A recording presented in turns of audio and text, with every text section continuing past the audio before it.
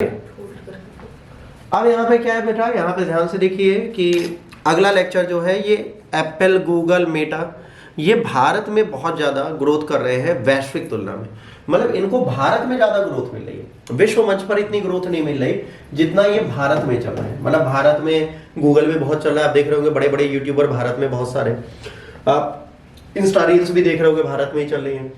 Apple को भी सबसे ज़्यादा यूज़ करने वाले कौन है? हम लोग हैं। तो हमारे देश में इन तीनों टेक का ग्रोथ इतना ज़्यादा क्यों है, ये एक बहुत बड़ी बात है। तो एप्पल इंडिया ने रिमार्केबल इनकम ग्रोथ की है, ये 32% बढ़ा है। कितना? 32%। ठीक है, फाइनेंशियल ईयर में 3% बढ़ा था, 76% बढ़ा था 23 में, 23% फाइनेंशियल 24 में। ये कंसिस्टेंट डबल डिजिट ग्रोथ है जो बताती है कि एप्पल ग्लोबल परफॉर्मेंस कैसी है। ग्लोबल नेट ग्रोथ जो है इसकी वो ड्रॉप हुई है 64%। ठीक है, 2021 में, और अब ड्रॉप हुई है सिर्फ 3.2।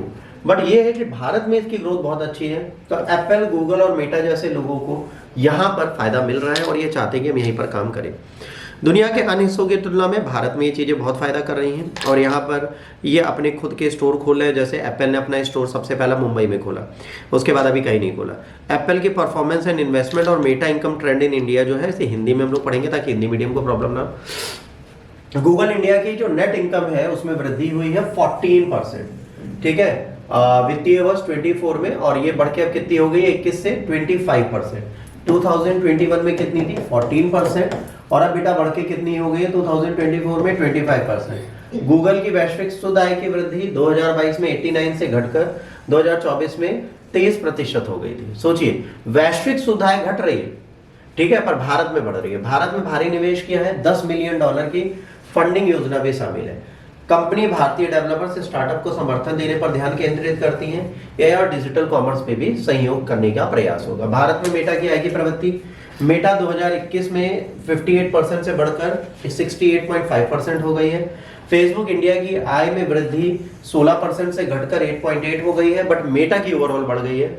मेटा ने वित्तीय वर्ष 2022 में 133% और वित्त वर्ष 2024 में 43% की वृद्धि देखी गई।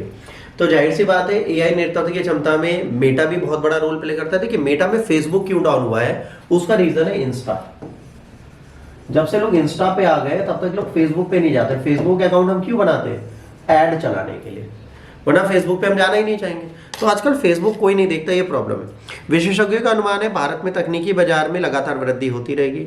सरकारी नीतियां बहुत मजबूत हैं। अमेरिका और चीन में भू राजनीतिक तनाव भारत में निवेश को बढ़ा रहा है। भाई, अमेरिका और चीन आपस में लड़ते रहते हैं, तो अमेरिका की कंपनी किसको देख रही है? एक फ्रेंडली नेशन को। फ्रेंडली नेशन कौन है? इंडिया। तो इंडिया करते हुए ये लोग इंडिया की तरफ आ रहे हैं। अब यहाँ पर दो चीजें आपको पढ़नी है। पहली पढ़नी है ग्रेहाउंड रिसर्च क्या है।